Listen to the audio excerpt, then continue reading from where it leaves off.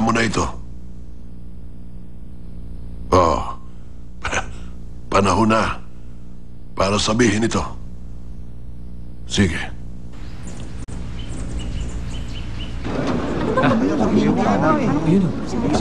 Morning, Director!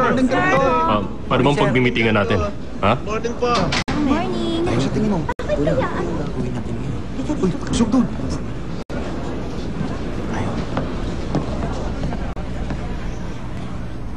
Alam kong abala kayo, kaya salamat sa inyong lahat sa pagpunta nyo rito. Sa araw na ito, may mahalaga akong ipapahayag sa inyo. Ang buod ng aking pahayag ay sasabihin ngayon sa inyo ng abogado ng Wu Namjung. Walang iba kundi si Attorney Kim. Attorney Kim.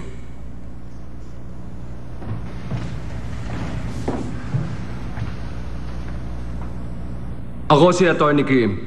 Sa mga oras na ito, babasahin ko sa inyo ang dokumentong inihanda ni Chef O para sa tagapagmana. Pakinggan niyo itong mabuti. Ang kasalukuyang kinatawan ng Wu Namjung at tagapagmana ng Royal Chef ay si Chef O. Siya ang gumawa ng mga testamentong ito para sa kanyang tagapagmana. Ang tagapagmana ng Wu Namjung ay pipiliin ayon sa kakayahan nito bilang isang chef at sa kanyang pag-uugali.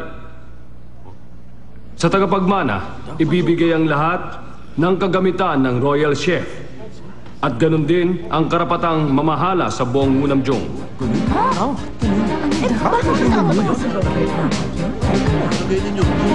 Bakit naman nagkakaroon din? Paano yata yun? Kailangan. Hindi ba dapat siya yun? Hindi ko siguro pwede. Tumahimik muna kayo. May sasabihin pa siya sa inyo. Ang tagapagmana ay pipiliin pagkatapos ng 3 paraan ng kompetisyon. Kung isa kang chef ng Wu Namjung, pwede kang sumali sa kahit anong kilalang kompetisyon. At ang desisyon ay gagawin ni Master John. Ang ama ng may-ari na si Chef O, ang Royal Chef, ay tagapagpayo ng Wu Namjung. At ang kagalang-galang na si Chef O na isa sa pinakamalaking shareholder ng Wu Namjung at Porcelain Company. Ito ang kabuuan ng pahayag na inihanda ni Chef O.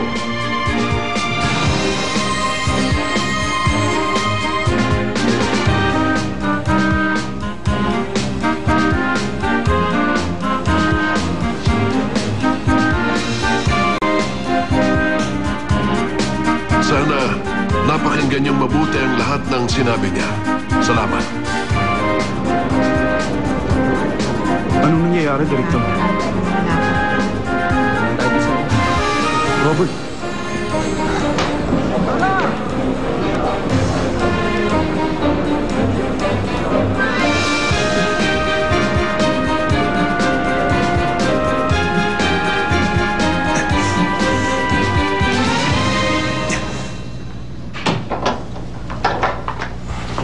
Robert. Nagulat din ako sa desisyon niyang yun. Isang kompetisyon? Maaaring may dahilan siya sa naging pasya niya. Ano naman kaya yun? Alam ng buong bansa kung sino tagapagmana ng Wu Namjung. Ang sabi naman niya, magiging makatwiran ng kanyang desisyon at saka... Makatwiran? Sa sarili niyang anak, ganitong trato?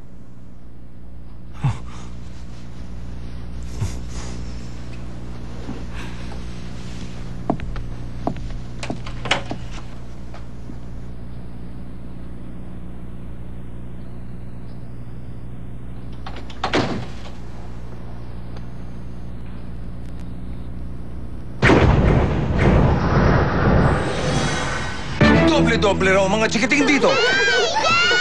Bossing!